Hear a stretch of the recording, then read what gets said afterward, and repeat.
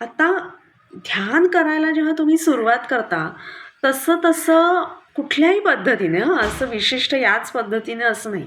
एकंदरीतच तुम्ही ध्यान करायला सुरुवात करता, तेव्हा आपण हळूहळू मानसिक दृष्ट्या इव्हॉल्व होत जातो आणि आपली जी ध्यानाची पद्धत आहे ना, ती सुद्धा हळूहळू बदलत जाते आणि इव्हॉल्व होत जाते.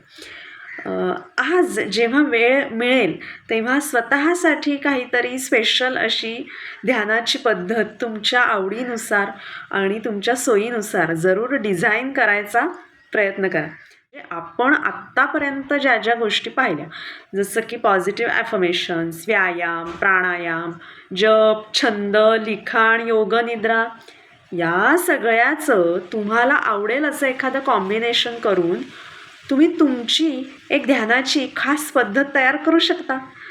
जेवढे लोक तेवढे प्रकार. ही पद्धत बरोबर आणि ही पद्धत चूक असं काही नसतं.